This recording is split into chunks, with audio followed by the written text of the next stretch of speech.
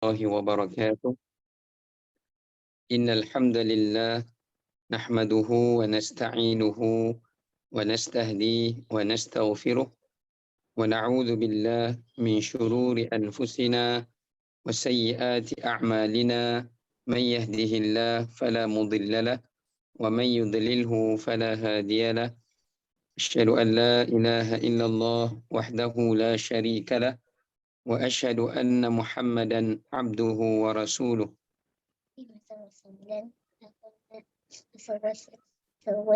Tahun nanti UAS nak kata ikut kata kami jago. Tapi tengah kerja je. kan mesti menjago. Rabbi syrah li sadri wa yassir li amri wahlul 'uqdatam min lisani yafqahu qawli. Rabbi yassir wa la tu'assir. Rabbi tammim bil khair, amma ba'd. Alhamdulillah, kita rafa'kan puji dan syukur kepada Allah Ta'ala di atas segala rahmat dan kurniaannya pada pagi yang mulia ini. Moga-moga Allah mengurniakan pada kita kesihatan dan keafiatan untuk kita dapat meneruskan mujahadah kita di dalam bulan Ramadan Al-Mubarak, dan moga-moga Allah mengganjari dan menerima segala amalan yang kita kerjakan sepanjang bulan yang mulia ini. Allahumma amin. Baik, insya-Allah untuk pagi ini kita akan menyambung kembali tadabbur kita menerusi surah Luqman. Kita nak sambungan kepada ayat yang ke-17. Jadi saya akan bacakan dari ayat 17. Jadi masing-masing pun boleh buka muka surat 412-nya pada ayat yang ke-17. A'udzu billahi minasy syaithanir rajim. Bismillahirrahmanirrahim. Ya bunayya aqimis salata wa'mur bil ma'rufi wanha 'anil munkari wasbir 'ala ma asabak.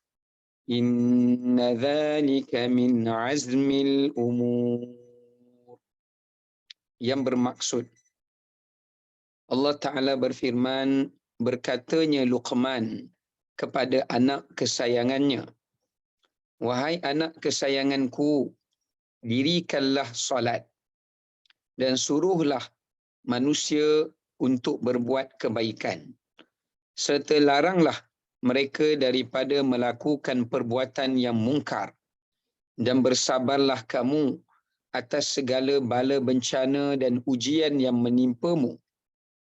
Sesungguhnya yang demikian itu, yakni 4 perkara itu adalah dari perkara-perkara yang dikehendaki untuk diambil berat tentangnya. Baik, berdasarkan kepada ayat yang ke-17 ini, Luqman Al-Hakim telah memberikan wasiat, memberikan nasihat, memberikan kepada anaknya peringatan untuk anaknya berpegang dengannya di dalam kehidupannya. Ada 4 perkara yang disebutkan di sini, antara perkara yang menjadi azmil umur. Apa itu azmil umur? Azmil umur ini adalah perkara yang menjadi pegangan dan prinsip di kalangan para nabi dan juga para rasul alaihimussalatu wassalam. Sebab itu di sana adanya kelompok di kalangan rasul yang digelar ulul azmi. Ulul azmi yang Allah sebut dalam Quran, dalam surah Sad, wasbir kama sabara ulul azmi.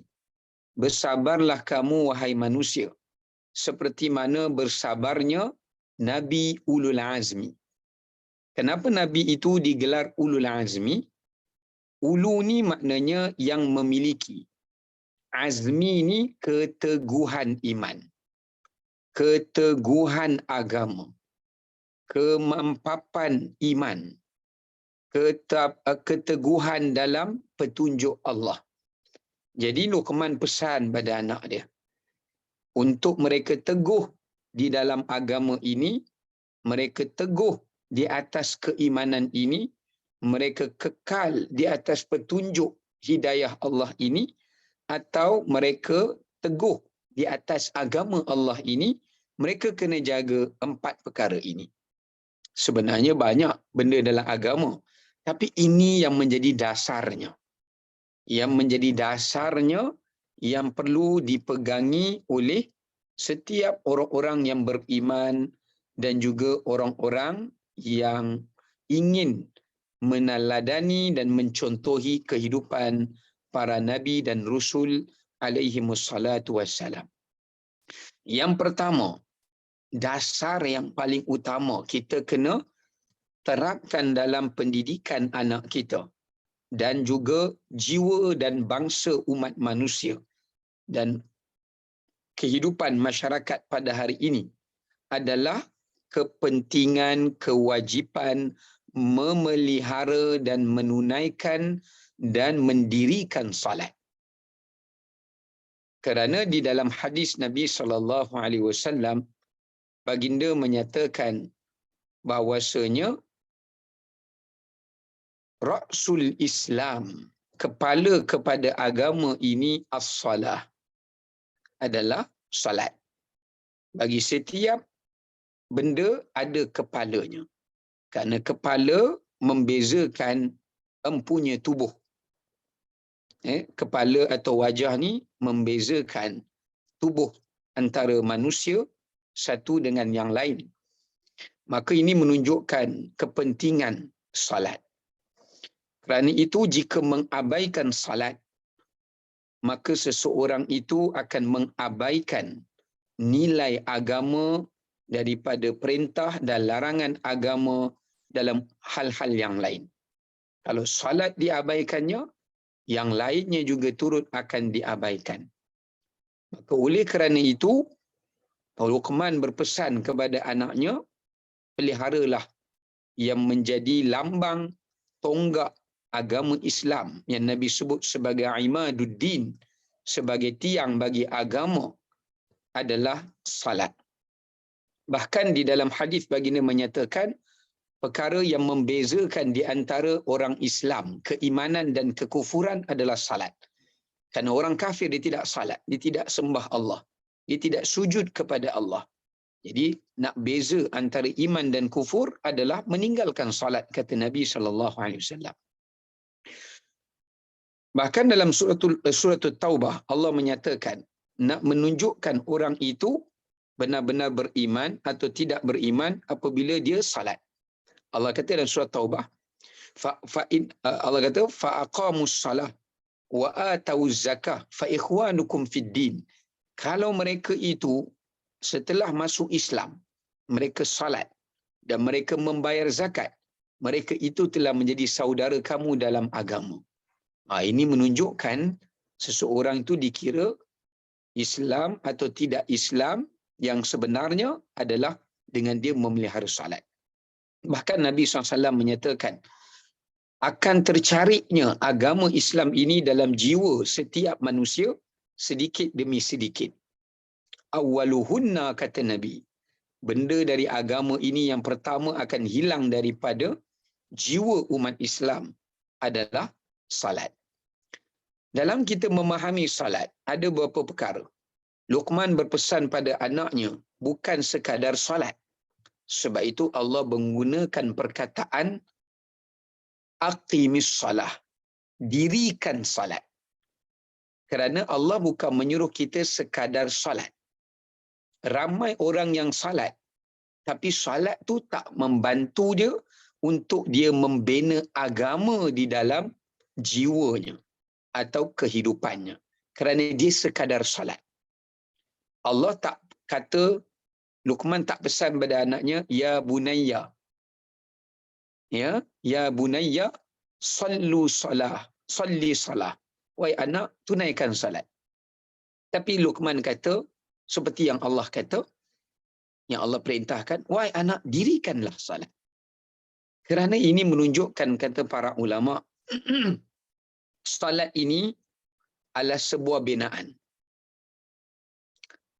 iaitu kita membina nilai agama di dalam kehidupan dan diri kita.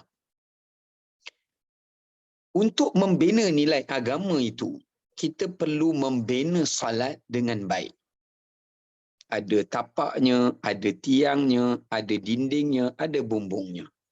Kerana itu kita lihat, ulama telah menyatakan membina salat itu adalah dengan beberapa perkara. Yang pertama, menyempurnakan taharah, bersuci dengan betul. Berwuduk dengan wuduk yang tidak membazir. Berwuduk dengan menyempurnakan basuhan wuduknya. Ya, bertaharah dengan betul. Yang kedua, bukan sekadar memelihara cara bertaharah, cara bersuci, mandi hadas besar, mandi hadas, mengangkat hadas kecil. Beristinja. Kerana ada orang salat tapi cara istinjanya tak betul, menyebabkan Allah tak terima salatnya dan dia terkena azab kubur. Ini orang yang tak mendirikan salat tapi dia salat. Yang ketiganya, orang yang memelihara waktu salat. Dia tunaikan salat pada waktunya. Seperti mana yang Allah Subhanahu Wa Taala perintahkan, iaitu Allah menyuruh kita untuk memelihara waktu salat. Allah kata dalam surah Mukminun, antara ciri-ciri sifat penghuni syurga Firdaus, wallazina hum ala salawatihim yuhafizun. Mereka itu adalah orang-orang yang ke atas salatnya mereka memelihara. Makna memelihara di sini, mereka memelihara waktu salat. Salatlah di awal waktu. Jangan jadi golongan orang yang mengakhirkan salat, yang disebut fawailul lil musallin, celakalah bagi orang yang salat. Sebab tu kalau kita sekadar salat tapi tak mendirikan salat, kita tak terlepas daripada laknat Allah, tak terlepas daripada murka Allah. Kerana ada orang suka melewat-lewatkan salat sehingga di akhir waktu bahkan terkeluar daripada waktu kerana mengutamakan hal-hal yang lain yang melalaikan. Kemudian memelihara tujuan salat. Nawaitu salat. Allah cela orang yang salat dalam surah yang sama, Al-Ma'un. Allazina hum yura'un. Allazina hum yura'un. Dia salat tapi dia riak. Dia nak tunjuk ke orang, dia nak bagi tahu ke orang apa amalan dia, dia semayang apa, berapa rakaat dia semayang. Ini orang yang semayang tapi celaka. Sebab tu jangan jadi sekadar orang yang solat. Kerana sekadar orang yang solat belum tentu masuk syurga. Tapi orang yang mendirikan dan memelihara solat. Ada juga ayat Quran Allah kata, wa idza qamu ila salah qamu kusala yura'unan nas. Jangan jadi solat kita seperti solat orang munafik. Bila dia nak dirikan solat, dia diri dalam keadaan bermalas-malasan. Malas. Macam mana malas? Iaitu dia semayang sambil lewa, semayang cepat-cepat, semayang tak ada tamakninah. Ya, solat dalam keadaan lalai, leka, tidak khusyuk, ya. Dan solat dalam keadaan menangguh-nangguh. Ini yang disebutkan mendirikan solat itu adalah dengan khusyuk, dengan tamakninah, ya, dan juga dengan berjemaah. Ya, berjemaah. Orang munafik dia malas nak pergi solat jemaah. Dia suka solat sendiri. Sebab dengan solat sendiri dia boleh sembahyang cepat-cepat. Dia boleh sembahyang laju-laju. Dia boleh sembahyang tanpa tamakninah. Ikut cara dia sembahyang. Kalau berjemaah dia kena ikut imam. Dia tak boleh mendahului imam. Jika imam solat dengan tamakninah, dia terpaksa akur. Jadi jangan jadi orang yang seperti ini. Kemudian orang yang mendirikan solat, dia tidak berpada dengan solat yang fardu, tetapi dia menyempurnakan solatnya dengan solat yang sunat. Sebab tu orang yang mendirikan solat, dia tidak berpada dengan solat yang fardu, tapi dia tambahi dengan solat sunat.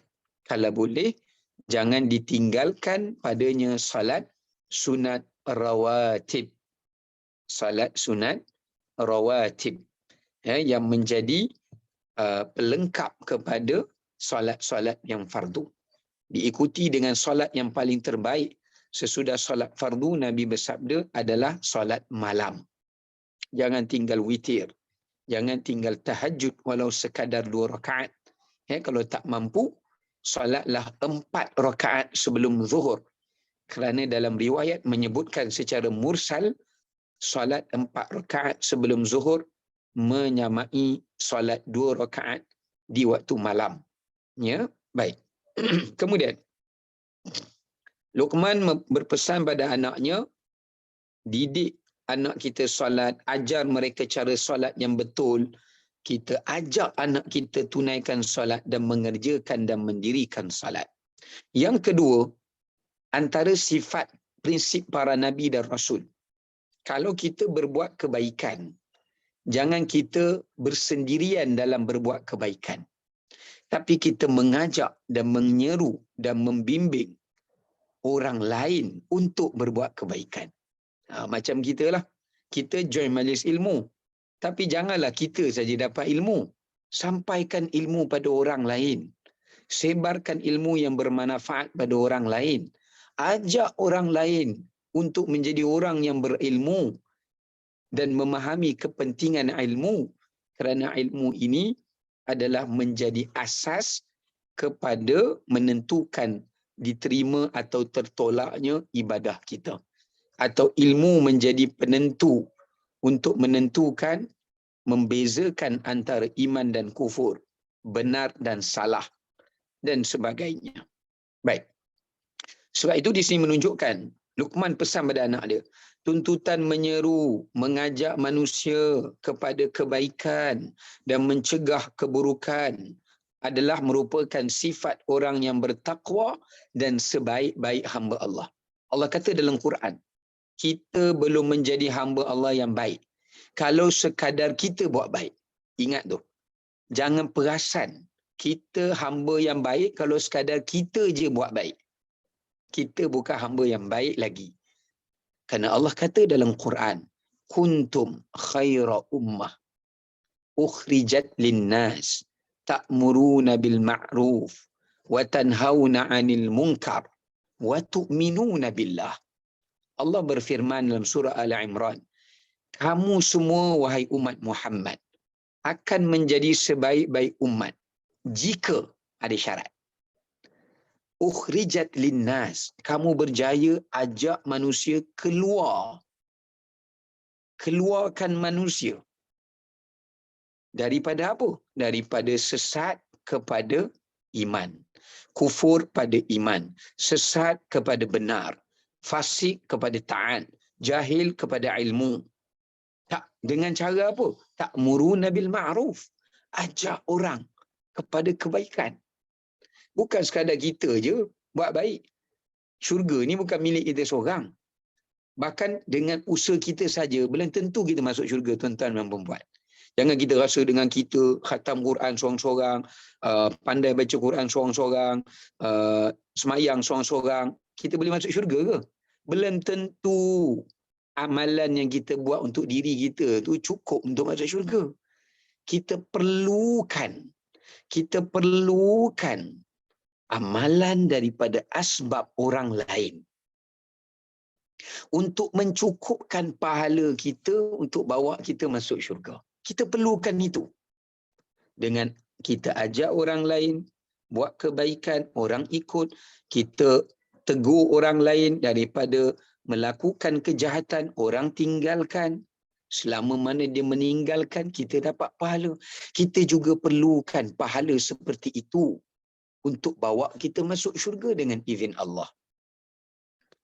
Sebab itu, jangan jadi seperti orang Yahudi yang Allah sebut dalam surah Maidah, lu'inal ladzina kafaru min bani Israil ala lisani Dawud wa Isa bin Maryam.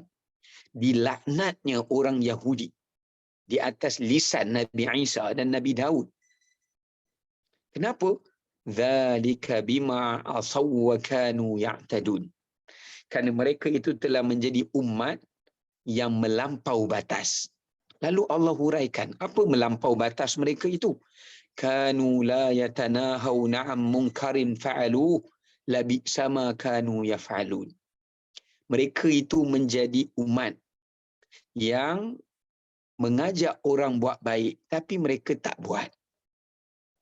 Oh, jom buat baik, jom buat baik. Dia tak buat. Dia suruh orang je buat. Ini sebenarnya ahli maksiat. Orang tengok dia ahli taat sebab ajak orang buat baik, tapi dia ahli maksiat. Dia suruh orang buat baik tapi dia tak buat. Dia larang orang buat mungkar. Jangan buat, ni dosa, jangan buat. Tapi dia buat. Itu satu tafsiran. Tafsiran kedua ulama tafsir, dia tak ajak orang buat baik. Dia buat baik, tapi dia tak ajak orang buat baik. Dia tengok orang buat tak baik, dia biar aja. Dia tak betulkan. Dia yang penting diri dia. Ya. Yang penting diri dia. Orang lain punya pasal. Dia tengok orang buat mungkar, dia tak cegah, dia biarkan. Anak tak semayang, biar. Anak tak nutup aurat, biar. Tengok orang tahu pekerja dia menipu dalam bekerja, mengambil rasuah, mengkhianati orang. Dia tahu isteri dia khianat dia dengan bercurang, dia biar. Ini juga ahli maksiat. Walaupun dia tak buat maksiat tu, walaupun dia tak buat mungkar tu, tapi dia tak sedar dia telah buat satu mungkar yang paling besar. Apa dia? Redha terhadap maksiat. Dia redha orang tak buat perintah Allah. Dia redha orang buat kemungkaran Allah. Dia telah redha pada benda haram. Sedangkan ulama kata ar-ridha bil ma'siyati ma'siyatun war-ridha bil kufri kufrun. Ini adalah satu kata-kata yang disandarkan pada sahabat, iaitu Abu Sa'id al-Khudri. Abu Sa'id al-Khudri kata redha pada maksiat itu pun maksiat. Redha pada orang buat kufur, dia pun boleh jatuh pada kufur. Ini sangat bahaya. Ya. Sebab itu Islam mengajar kita bila kita buat satu kebaikan, jadi contoh pada orang lain, kita nak pahala itu. Dan Islam larang kita jangan buat satu kejahatan lalu dicontohi oleh orang lain, maka kita juga akan dapat bahagian dosa daripada itu. Ya. Maka ini menunjukkan pada kita dalam satu hadis Abu Sa'id al-Khudri kata dalam riwayat An-Nasa'i, dia kata aku mendengar Nabi SAW bersabda. Masa lepas Nabi wafat, Abu Sa'id ni umur dia panjang, sahabat Nabi ni. Dia hidup pada satu zaman banyak orang buat mungkar tapi tak ramai orang cegah. Orang tak berani nak cegah. Dan tak ramai orang buat benda baik dan tak banyak orang ajak orang buat benda baik. Menyebabkan dia takut. Dia duduk kat rumah dia takut. Sehingga kan dia kata, orang tanya dia kenapa? Dia kata aku mendengar hadis daripada Nabi SAW. Antara soalan hisab Allah di akhirat. Dia kata, aku dengar Nabi bersabda, antara apa yang Allah akan tanya di hari akhirat. Atarawna al-munkara wa la tunkirhu wa taraw anna an-nasa la ya'maluna al-ma'ruf wa la ta'muruh. Kamu dulu aku bagi hidup, kata Allah, kamu tengok orang buat mungkar tapi kamu tak cegah dia, dan kamu tengok orang tak buat kebaikan tapi kamu tak mengajaknya. Maka Allah tanya, apa yang menyebabkan kamu buat begitu? Lalu hamba Allah tu jawab, akhsha, aku takut ya Allah, aku takut kalau aku ajak dia, dia menyakiti aku. Kalau aku tegur dia, dia membenci aku. Maka Allah kata, aku lebih berhak untuk engkau takut. Maka di sini menunjukkan pada kita, wajib jika kita melihat kemungkaran, saksi kemungkaran, tahu kemungkaran tu ada dengan mendengarnya atau melihatnya, maka Nabi kata wajib cegah dengan tangan. Tak mampu dengan nasihat lidah. Tak mampu juga, takut nanti kita pula dibunuh ke ataupun kita pula dapat mudarat balik. Nabi ajar kita cegah dengan hati.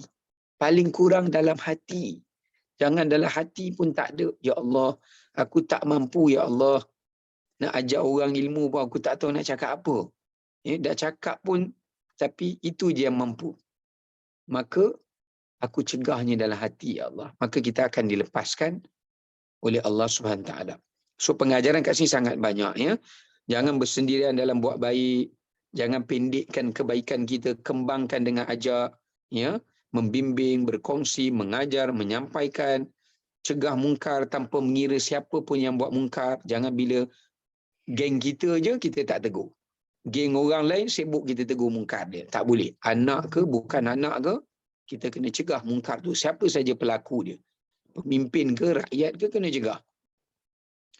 Dan mestilah mungkar yang kita nak cegah tu mungkar yang yakin, bukan hearsay, bukan orang cakap. Memang kita nampak ada bukti. Ya. Dan mungkar yang kita nak cegah tu mungkar yang ulama sepakat dia mungkar, bukan ulama berselisih. Kalau benda tu ada khilaf, ya. Tapi benda yang disepakati oleh ulama, benda tu tak benar. Ya. Benda-benda yang palsu, ya, hadis yang palsu, riwayat yang palsu, maka ini wajib dicegah. Kemudian tidak redha dengan maksiat, ya. Baik, pengajaran seterusnya daripada ayat ini juga menunjukkan Luqman pesan pada anak dia yang ketiga, wasbir ala ma asabak, bersabarlah kamu dalam kehidupan kamu atas apa saja ujian dan musibah. Kerana sabar adalah sebaik-baik nikmat Allah. Kata Ibnu Abbas, sahabat Nabi radhiyallahu an, sebaik-baik kurniaan Allah pada kamu adalah sabar. Khairun ni'am wal minnah as-sabr.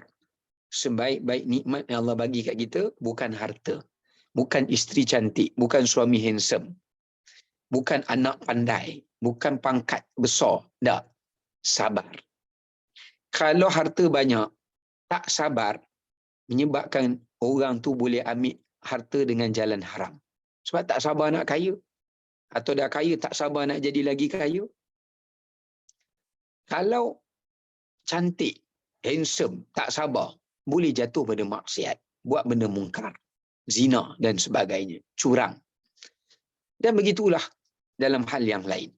Sebab itu Luqman pesan pada anak dia, hiaskanlah diri kamu dengan sabar dan banyaklah minta tolong kepada Allah dengan sabar. Kerana sabar, Allah dalam hadis yang sahih Nabi kata, wa anna likulli faraji ma'al karbi wal farahi ma'al hammi was sabri ma'an nasri. Nabi kata 3 benda ni kena ingat. Bagi setiap kesempitan, Allah akan bagi kelapangan. Bagi setiap kesedihan, Allah akan datangkan berita gembira. Tapi bagi setiap kesabaran, adanya jalan kemenangan. Maknanya jalan keluar dalam setiap urusan kita adalah sabar. Kerana itu Allah berfirman dalam Quran, wasta'inu bis-sabri was-salah. Minta tolonglah pada Allah dalam banyak hal urusan kita dengan apa? Sabar dulu, kemudian solat. Nak tunjukkan keutamaan sabar mendahului salat. Kerana orang yang nak sempurnakan salat pun dia kena sabar. Kalau solat yang tak sabar, solat lebih kurang je lah. Kerana sabar kunci bagi segala ketaatan. Sabar adalah kunci bagi segala kenikmatan. Sabar adalah kunci bagi segala keberkatan. Sabar adalah kunci bagi segala kebahagiaan. Nak bahagia perlukan sabar. Ya. Tengok para nabi ulul azmi, mereka dipanggil ulul azmi kerana mereka paling banyak sabar. Sebab tu mereka paling tinggi darjat, paling bahagia, paling banyak pahala di sisi Allah. Dan di sini ulama menyatakan perlunya kita bersabar pada beberapa darjat kesabaran. Sabar ni dia ada darjat dia, tingkatan dia. Pertama, sabar yang paling besar ganjarannya, sabar pada awal ketika ditimpa musibah. Maknanya kali pertama musibah tu menimpa kita, kita dapat sabar. Dan dapat sabar tu boleh menyebabkan kita terus redha dan terima dan sangka baik pada Allah. Itu adalah sebesar-besar sabar. Yang mana Nabi sebut, as-sabru inda sadmatil ula. Sabar pada kali yang pertama. Bukannya setelah berlalu 2 tahun, 3 tahun, sebulan, 6 bulan, baru kita boleh terima dan baru kita boleh bersabar. Sebaliknya, kali pertama kita diuji tu, kita langsung sabar. Ini sabar yang paling tinggi. Yang kedua, sabar dalam mensyukuri nikmat Allah. Setiap nikmat Allah bagi, mata, telinga, lidah, tangan, kaki, perut, akal, kita dapat sabar untuk menguruskan nikmat itu pada redha Allah, pada apa yang Allah sukai. Yang ketiga, sabar dalam melaksanakan perintah Allah. Sabar dalam melaksanakan ketaatan pada Allah. Sabar ketika nak salat, sabar untuk puasa. Kita tengah puasa ni kita sabar. Sabar nak menahan anggota daripada melakukan perkara yang mengurangi pahala puasa. Sabar dalam menjauhi maksiat. Sabar, tahan diri, lawan nafsu, lawan syaitan daripada melanggar larangan batasan Allah. Yang keempat, sabar terhadap takdir Allah. Apa yang Allah tentukan, rezeki kita banyak mana, kita hidup dengan siapa, anak ada ke tidak, kena ujian apa, sabar. Ya. Yang seterusnya, sabar atas keburukan dan kejahatan manusia. Kita ajak orang buat baik, orang fitnah kita. Kita nasihat orang tinggal kemungkaran, orang hasad dengan kita, orang dendam dengan kita, orang membenci kita, memusuhi kita dan sebagainya. Maka kita sabar. Seperti mana para Nabi dan Rasul alaihimussalatu wassalam. Yang terakhir adalah sabar di atas musibah yang Allah timpakan. Baik. Kemudian kita lanjut ayat yang ke-18. Pesan Luqman lagi.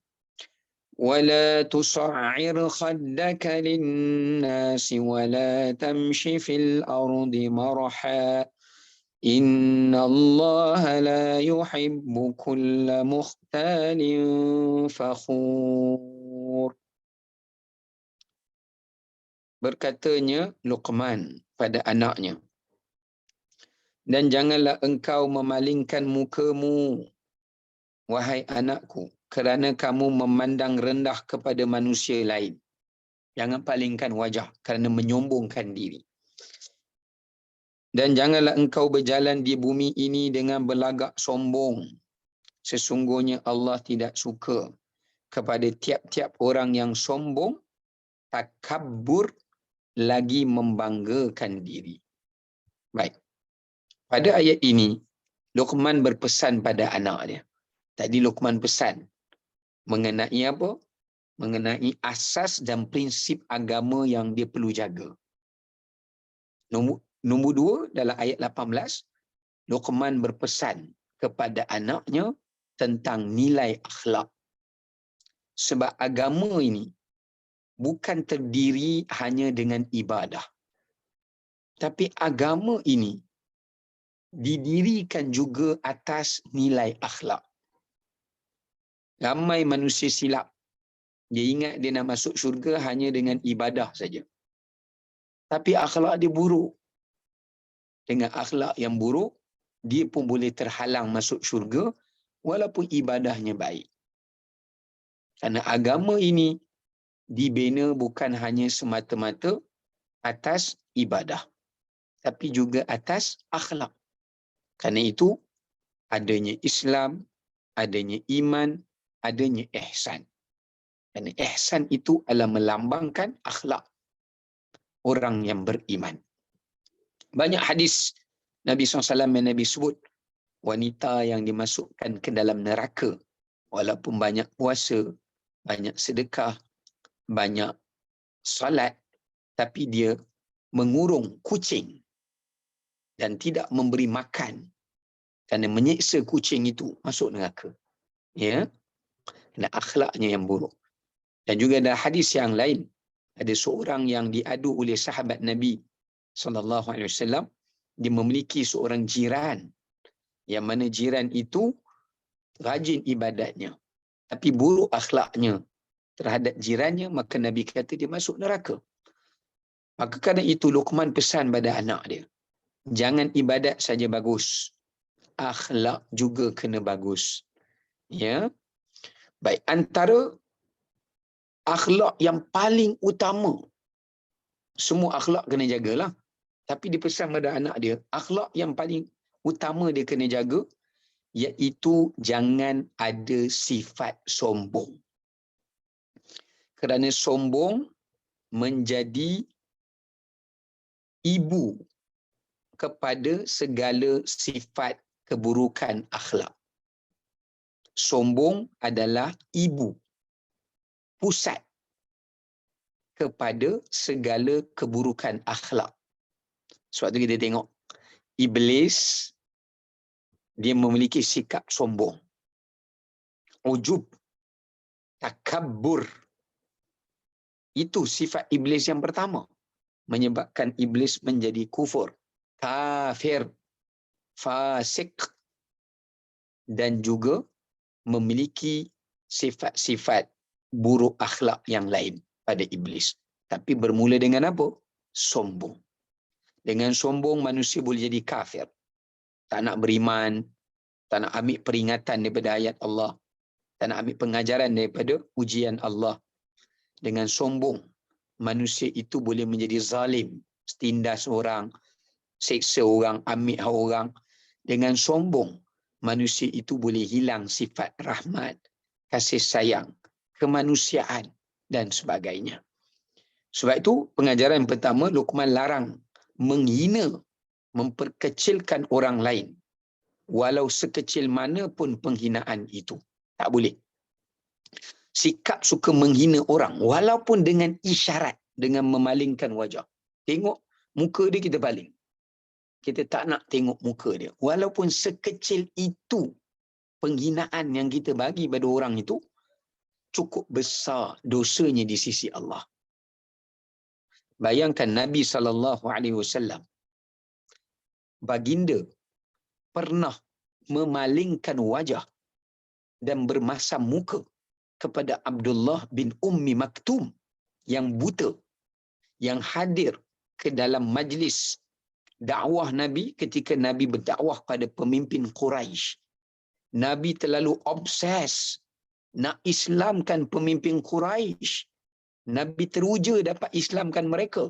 Ketika Nabi sedang dakwah pada mereka, Nabi nak fokus mereka masuk Islam.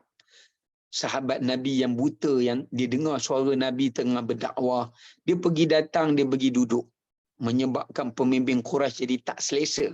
Sebab ada orang buta dan miskin, bekas hamba, duduk di dalam majlis itu. Bila Nabi tengok pemimpin Quraisy jadi tak senang, mereka pun macam nak tinggalkan majlis Nabi. Nabi palingkan wajah daripada tengok Abdullah ibn Maktum dan Nabi bermasam muka dengannya. Padahal Abdullah bin Ummi Maktum, dia buta. Dia tak nampak pun dan dia tak tahu pun Nabi masam muka dekat dia. Maknanya dia tak kecil hati pun. Sebab dia tak nampak. Dia buta. Tapi Allah tegur Nabi. Abasa wa tawalla. Allah tegur Nabi. Padahal Nabi bukanlah nak hina Abdullah Maktum tu. Cuma Nabi geram lah. Sebab kerana kedatangan dia, pemimpin Quraisy tu dah tak nak terima Islam. Jadi macam tak nak dengar dakwah Nabi. Jadi Nabi tak selesa lah. Bukan Nabi nak hina dia pun. Nabi sayang dia. Tapi Nabi terpaling masam muka tu. Kerana Nabi macam kecewa lah. Kerana kedatangan dia, pemimpin Quraisy dah tak nak terima dakwah Islam. Satu kerugian yang besar bagi Nabi. Tapi Allah tegur. Walaupun dia buat salah, dia datang, dia buta, dia tak tahu. Tapi walaupun dia buta, kita tak boleh masam muka dengan dia. Kalau satu orang buta kan, minta sedekah, kita tengah makan, kita pun masam muka kat dia. Kita dah tak nak beri, sudahlah. Jangan masam muka kat dia. Itu pun berdosa. Walaupun dia tak nampak, walaupun dia tak kecil hati, tapi berdosa di sisi Allah. Kerana kita telah menghina dia walaupun dia tak rasa dia dihina kerana dia buta. Maka kerana itu Allah membenci kita menghina orang hanya kerana dia buta, OKU, Down syndrome, atau dia kulit hitam, atau dia hamba. Allah tak suka kita hina kerana di sisi Allah kemuliaan itu bukan pada rupa paras, bukan pada harta benda. Inna akramakum indallah atqakum. Ketika kau menghina dia, kau tak tahu dia ni orang yang paling bertakwa. Jadi kamu telah hina hamba Allah yang Allah sayang. Kau telah hina hamba Allah yang Allah Ta'ala cintai. Jadi hati-hati. Ya, hati-hati. Jangan kita suka menghina orang. Sama ada kita hina, kerana ulama kata, hina ini menafikan sifat keimanan. Hina juga tanda takabur dan sombong. Hina adalah sifat iblis. Hina, orang yang suka menghina orang ni adalah sikap orang yang suka puji-pujian. Hina ini adalah sikap orang yang kafir. Hina ini juga adalah membawa kita berpaling daripada kebaikan. Ini bahaya, kesan hina. Dan di sini juga menunjukkan pada kita bahawasanya larangan kita menghina orang kerana kedudukan kita, harta kita, ilmu kita, amalan kita. Dengan sebab tu kita menghina orang, maka tidak boleh. Ya, tidak kita jadi seperti iblis.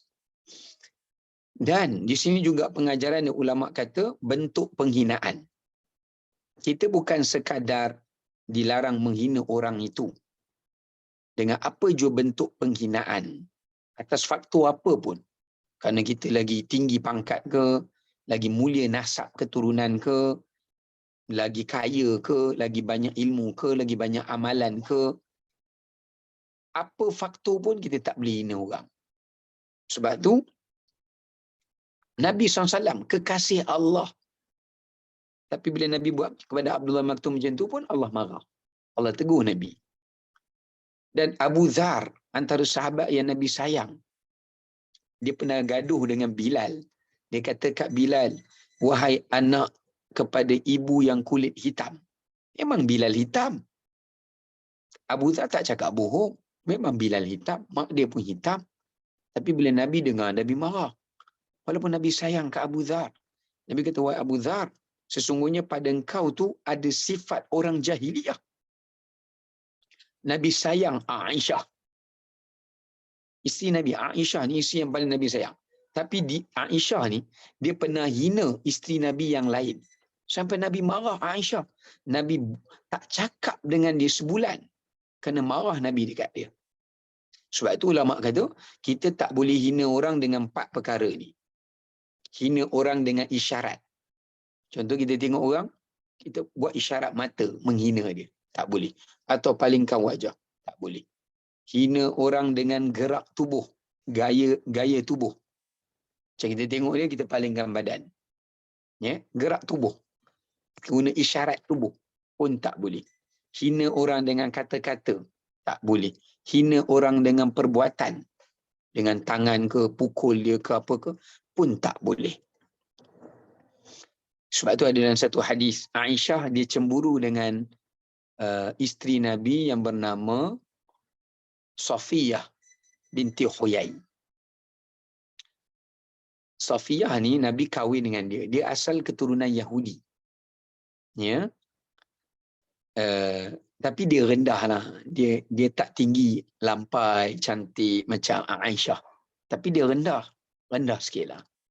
Tapi Nabi tak bezakan dia rendah ke, dia tinggi ke. Itu bukan menjadi faktor Nabi tak sayang kat dia. Nabi sayang kat dia. Bila Safiyah ni nak naik unta, dia nak pijak atas unta tu boleh tak lepas. Dia rendah. Sehingga Nabi menongkatkan peha dia supaya membantu Safiyah dapat pijak atas peha Nabi dan naik unta. Satu hari Aisyah ni dia cemburu dengan Safiyah. Lalu dia kata, wahai wanita yang, dia buat isyarat tangan dia begini. Aisyah buat. Maknanya pendek. Dia tak cakap pendek tu. Tapi Aisyah buat isyarat dengan tangan. Dan memang kita fahamlah maknanya pendek lah. Bila Nabi dengar, Nabi marah.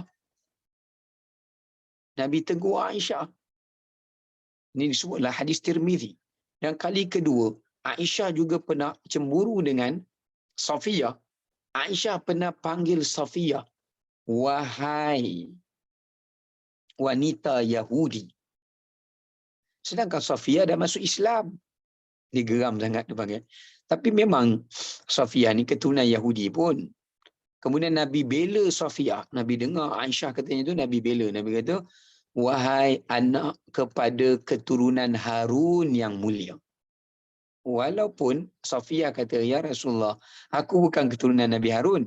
Tapi Nabi kata, bukankah Bani Israel ni ada susu galon mereka datang daripada Nabi Musa, Nabi Harun alaihi wassalam. Dan Nabi kata pada Aisyah, wahai Aisyah, perkataan engkau itu kalau dilemparkan ke dalam air laut, nescaya dia akan menjadikan air laut itu menjadi racun. Ya, baik. Kemudian pengajaran yang seterusnya, ancaman kepada mereka yang suka bermegah, ujub, bangga diri. Ya. Yang Allah kata, la yuhibbu kulla mukhtalin fakhur. Allah tak suka orang yang suka bermegah-megah. Allah tak suka kepada orang yang suka bangga diri. Ya. Seperti mana Allah tak suka orang yang bermegah dengan kedudukan dan kuasa. Allah bagi dia kuasa, Allah bagi dia kedudukan, lalu dia bermegah dengan kuasa dan kedudukan itu untuk dia menindas orang-orang di bawah, memperhambakan, mempergunakan, mengambil hak, berbuat zalim. Allah tak suka. Seperti mana Fir'aun bermegah dengan kedudukan kuasanya sampai dia mengaku, wa ana rabbukumul a'la, aku Tuhan yang tertinggi. Allah binasakan Fir'aun. Allah tak suka orang yang bermegah dengan kekayaan dia. Ya. Allah tak suka dengan orang yang bermegah dengan kekayaannya. Ya. Allah cukup tak suka. Sebab itu Allah Ta'ala, sebab itu Allah Subhanahu Wa Ta'ala menenggelamkan Qarun. Sebab apa? Kalau kita baca dalam surah Qasas, Qarun ni harta dia sangat banyak.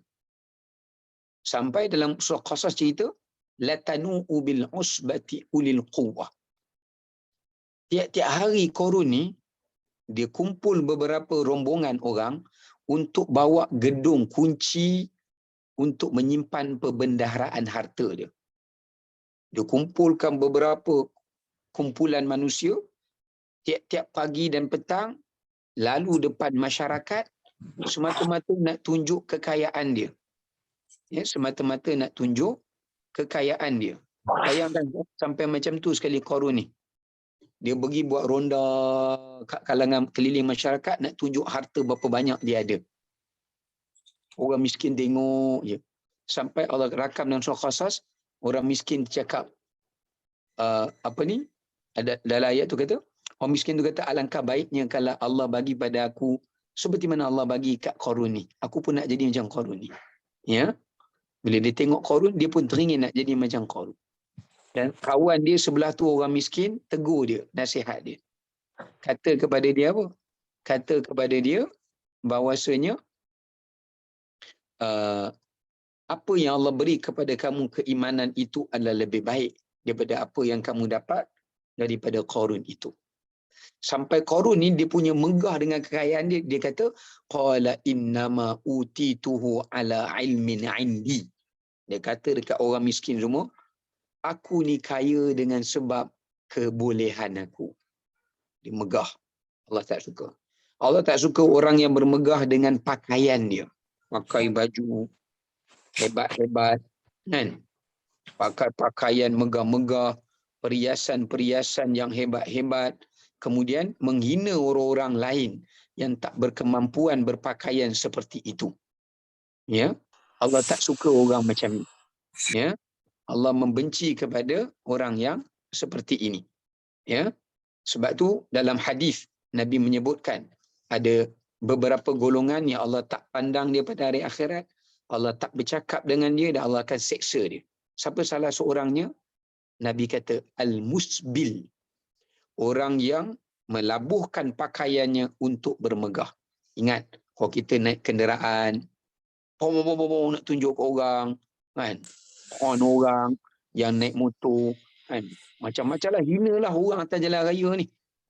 Tunjuk kesombongan, maki orang sebab dia naik kereta mahal, pakai pakaian mahal-mahal, benda mahal-mahal sebab nak hina pakaian orang lain. Tapi kalau ada sahabat, dia suka pakai pakaian cantik-cantik, pakai yang berkualiti, bukan sebab dia nak bermegah, nak tunjuk ke orang, tapi sebab dia nak tunjuk syukur dia atas nikmat yang Allah bagi kat dia. Dia nak gunakan nikmat tu untuk dia nak syukur pada Allah. Bukan nak sombong, tapi untuk nak dia gunakan nikmat tu untuk mentaati Allah, nak syukur pada Allah. Yang ni tak apa. Ini yang jenis pakai jam mahal, pakai baju mahal, lepas tu dia nak merendah-rendahkan orang lain, nak tunjuk ke orang lain, show off. Ji, hey, jam baru selah 20,000 jam ni. Nampak? Ya, nak memegah, nak membanding-bandingkan. Yang Allah kata alhaakumut takatsur. Manusia dilalaikan kerana suka bermegah-megah, membanding-bandingkan. Nak tunjuk yang ni beli, yang ni pun beli. Allah tak suka orang macam ni. Ya. Orang yang bermegah dengan ilmunya, Allah tak suka. Orang yang ada ilmu lalu dia bermegah dengan ilmu dia. Oh, dia nak kata akulah yang paling alim. Korang jangan belajar dengan ustaz lain, belajar dengan aku saja. Jangan ambil ilmu dengan orang lain, ambil ilmu dengan saya saja. Orang lain semua salah, saya saja betul. Ini bahaya. Ya. Tapi kita disuruh menuntut ilmu dan mencari kebenaran daripada ilmu yang kita belajar. Ya, kita boleh menuntut dengan sesiapa, tapi kena faham. Bukannya bermaksud kita belajar dengan yang semua ilmu kita ambil, yang betul, yang salah mau ambil. Tak. Kita belajar dan kita mencari kebenaran daripada apa yang kita belajar. Kalau ilmu tu boleh bawa kita kepada kebenaran, kita teruskan belajar. Tapi kalau ilmu tu bawa kita kepada bukan berada dalam kebenaran, kita tinggalkan ilmu itu kerana dia tidak bermanfaat. Cuma jangan kita bermegah dengan ilmu yang kita ada. Ya, nak kita dipanggil alim, nak followers ramai, berbangga dengan ramai orang yang ikut dan sebagainya.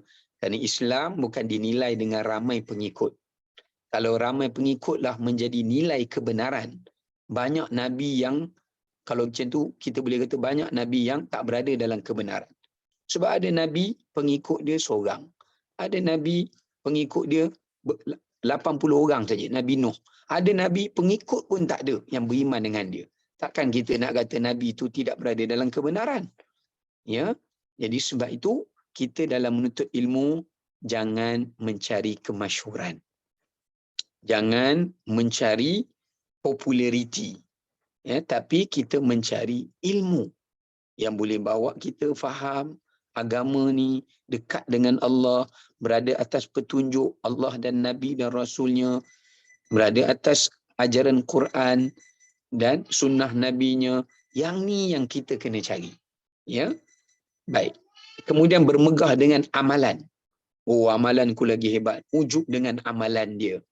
Ya, apa ni? Seperti mana ujubnya dia dengan amalan-amalan yang banyak. Bermegah dengan usia dan umur. Ada orang bermegah dengan umur. Umur panjang, megah. Bila umur panjang, amalan dia lagi banyak lah. Jaga. Tak semesti umur panjang tu Allah suka. Ya, kadang-kadang Allah bagi orang umur panjang kerana Allah nak bagi istidraj pada dia. Jadi jangan kita terpedaya dengan umur kita yang panjang, kita lebih baik daripada orang lain. Kemudian bermegah dengan fizikal. Cantik, handsome, kacak, ya, sampai kita menghina orang yang cacat, orang yang huduh, orang yang kulit hitam, orang yang rupa parasnya tak elok, ya, kita tak boleh memandang hina dan merendahkan mereka kerana mereka adalah merupakan makhluk Allah. Hatta hayawan sekalipun ada kedudukan nilainya di sisi Allah Subhanahu wa taala. Ya.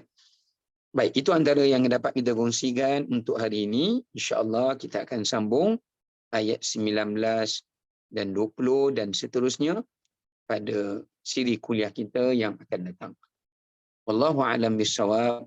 Assalamualaikum warahmatullahi wabarakatuh.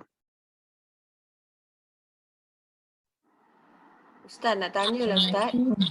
Ya saya, silakan.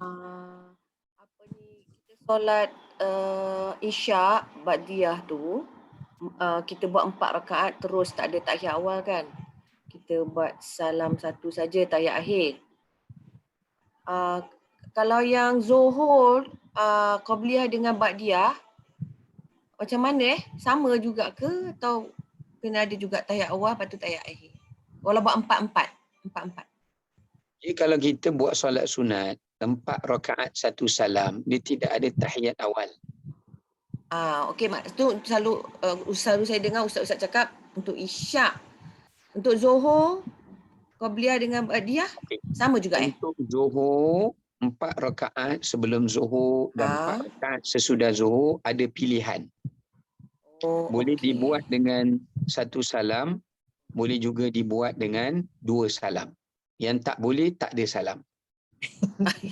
So maksudnya boleh 4 teruslah macam Isyak tu kan? Ba'diyah Isyak. Boleh. Tak ada masalah, boleh. Okey. Terima kasih, Cuma Ustaz. dalam mazhab Syafi'i kata kalau dia buat 2 salam lebih baiklah sebab dia baca tasyahud tu 2 kali. Tapi mengikut mana yang kita mampulah. Daripada kita tak buat langsung, kalau kita rasa buat 1 salam tu lebih kita selesa dan kita tak tinggal, boleh buat. 4 lah kiranya, so 12 lah Zuhur tu kan? Ya saya. 4. Okey, baik. Terima kasih Ustaz. Ni ada Kak Jun tanya soalan. Dia kata dalam chat, kalau orang yang suka ambil gambar, tunjuk apa masakan yang dia masak. Okey, dia sebenarnya Kak Jun, dia atas nawaitu dia. Innamal a'malu binniyat. Nabi kata setiap amalan tu mengikut niat masing-masing. Kalau dia show kat dalam Facebook, dia masak apa, kerana dia nak share resipi apa yang dia masak, nak bagi idea kat orang apa yang dia masak, dia dapatlah pahala atas apa yang diniatkan. Ya, sebab kadang-kadang musim bulan puasa ni pun isi saya pun pening juga, dia kata. Nak masak tiap-tiap hari pun tak tahu menu apa nak masak. Dia minta idea kan. Jadi saya kata tengoklah Facebook, saya pun tak tahu nak bagi idea apa. Kan? Jadi kadang orang tunjuk masak ni, jadi dapatlah idea kat situ. Tapi kalau dia nak tunjuk, masakan dia makan tempat brand-brand, siap tunjuk resit, harga berapa makan, menyebabkan dia ada unsur kemegahan kat situ, maka berdosa. Ya, kalau orang miskin tengok, orang miskin tatap, maka dia akan mendapat dosa atas niat jika dia nak bermegah. Ya, Tapi kalau dia nak tunjuk receipt kata ada penipuan kerana orang ni jual mahal, yang tu tak apalah. Ya, tapi kalau dia nak tunjuk kemegahan dia makan yang harga banyak ni lah, nak show off macam tu. Ini Allah tak suka orang macam ni. Ya. Beli barang Ustaz. Ya. Beli barang susah maksudnya tunjuk tu. Bukan beli barang apa-apa lah. Shopping tunjuk saja. Putus-putus lah sekali lagi. Kak Jun. Kalau beli barang, shopping lah, beli tu beli ni kan. Itu masukkan dalam tu anak bagilah, bagi ni bagilah. Tutup kat dalam tu cakap. Mana tu boleh tak? Tak FB lah. Oh, kalau dia nak tunjuk barang dia beli, okey dia beli barang ni, lepas tu dia nak tunjuk apa barang yang dia beli. Ya. Itu bergantung pada niat dia sebenarnya. Ya, bergantung pada niat dia, Kak Jun. Kalau niat dia beli, contoh dia beli beg Prada, dia nak tunjuk harga berapa, kan? Ya. Yang tu bergantung pada niat dia. Kalau niat dia nak megah, nak tunjuk kat orang, nak tunjuk kat kawan dia yang dia beli handbag mahal daripada kawan dia. Jadi dia dapatlah bahagian dosa kat situ. Tapi kalau dia tu memang orang kata apa, salesman, dia memang jual produk tu, dia nak kena tunjuklah barang yang dia jual. So dia tak apalah kalau dia macam tu. Ataupun anak dia bagi, dia nak tunjuk anak dia bagi kat dia macam ni, dia syukur kerana mungkin atas niat dia. Mungkin dia nak tunjuk niat, kalau kawan-kawan, kalau ada anak-anak yang menonton kan, bagilah kat mak ayah benda yang bernilai. Dia akan dapat atas apa yang dia niat. Niat dia posting tu untuk tujuan apa. Ya, kalau cuma saya pesanlah, ulama pun tak galakkan kita terlalu menunjukkan nikmat kita pada orang. Sebab bagi setiap nikmat ni ada orang yang akan hasad pada kita. Ya. Boleh kita tunjuk tapi jangan kerap sangatlah. Ya, sampai buru gigi pun nak tunjuk buru gigi, pakai buru gigi apa. Kan? Benda yang ada keperluan manfaat pada orang lain tak apa kita share. Tapi tak perlulah kerap sangat. Ya. Sebab kita tak tahu siapa yang akan berhasad pada kita tu. Okey, baik. Okay, terima kasih semua. Terima kasih Ustaz. Kita jumpa lagi. Ustaz. Assalamualaikum. Assalamualaikum. Ini.